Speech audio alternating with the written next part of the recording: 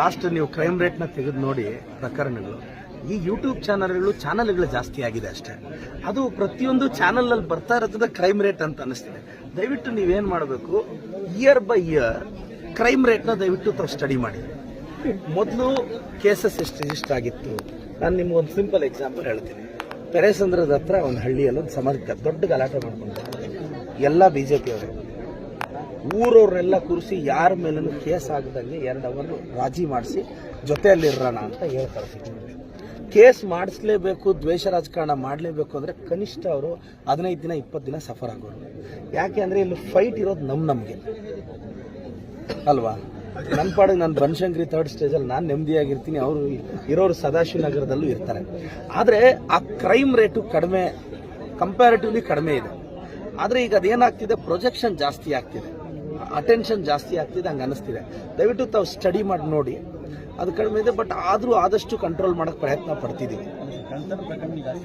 ಇಲ್ಲ ಅದನ್ನು ನೋಡಿ, ಇದೇನಾಗುತ್ತೆ ಬ್ರದರ್, ಇದಿದೆ ಅಂತಲ್ಲ, ಎಂಟೈರ್ ಸ್ಟೇಟು ಭಾಳಷ್ಟು ಬೇರೆ ಸ್ಟೇಟಲ್ಲಿ ಆಗ್ತಿದೆ. ಖಂಡಿತವಾಗೂ ಇನ್ನೂ ಟೈಟ್ ಮಾಡಬೇಕು ಅಂದರೆ ಇನ್ನೂ ಟೈಟ್ ಮಾಡ್ತೀವಿ, ನಾವು ಕ್ರಮ ಜರುಗಿಸ್ತೀವಿ.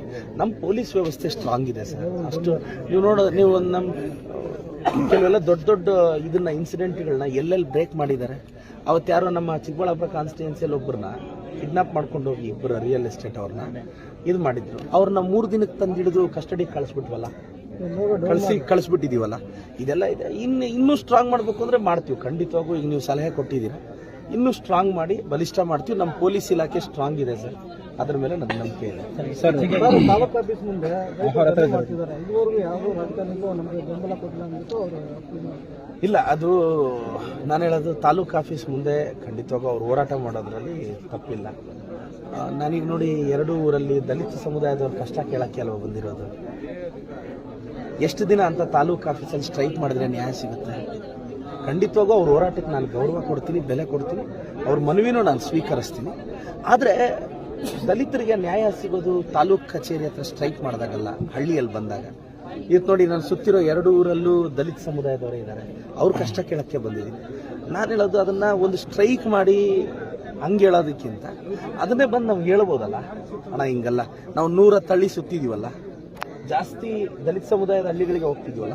ಅಣ್ಣ ನನಗಿಂತ ಹಳ್ಳಿಯಲ್ಲಿ ಮನೆಯಲ್ಲ ಬಾಣ, ನಾನು ಯಾವತ್ತೂ ಅವ್ರ ಮುಖಂಡತ್ವ ಹೋಗ್ತೀನಿ ಅಂದರೆ, ಅಣ್ಣ ಇಂಥ ಹಳ್ಳಿಯಲ್ಲಿ ಮನೆಯಲ್ಲಿಲ್ಲ, ನನ್ನನ್ನು ಬಂದು ಬಲವಂತ ಮಾಡಿ ಕರ್ಕೊಂಡೋಗಿ ಮನೆ. ನಮ್ಮ ಶಾಸಕ ಕಾರ್ಯಕ್ರಮ 110ಕ್ಕೂ ಹೆಚ್ಚು ಹಳ್ಳಿ ಆಗಿದೆ. ಇವತ್ತು ನಾವು ಕಮ್ಮುಟಳ್ಳಿ ಪಂಚಾಯತ್ನಲ್ಲಿ ಚಿಕ್ಕನಾರ್ಕನಲ್ಲಿ, ಕೊಮ್ಮಲ್ಮರಿ, ದಿನ್ನಹಳ್ಳಿಗೆ ಬರ್ತಿದ್ದೀವಿ. ಈಗ 2 ಹಳ್ಳಿ ಆಯಿತು. ಚಿಕ್ಕನಾರ್ಕನಹಳ್ಳಿಯಲ್ಲಿ ಸಮಸ್ಯೆ ಇತ್ತು. ಏನಂದ್ರೆ ಒಂದು ಸರ್ವೆ ನಂಬರಲ್ಲಿ ಒಂದು 22 ಮನೆ ಕಟ್ಟಿದ್ವಿ. ಅಲ್ಲಿ ರೋಡ್ ಹಾಕಕ್ಕೆ ಎಲ್ಲ ಸಮಸ್ಯೆ ಇತ್ತು. ಯಾಕೆಂದರೆ ಆ ಸರ್ವೆ ನಂಬರ್ ಅದು ಪ್ರೈವೇಟ್ ಅವ್ರದ್ದು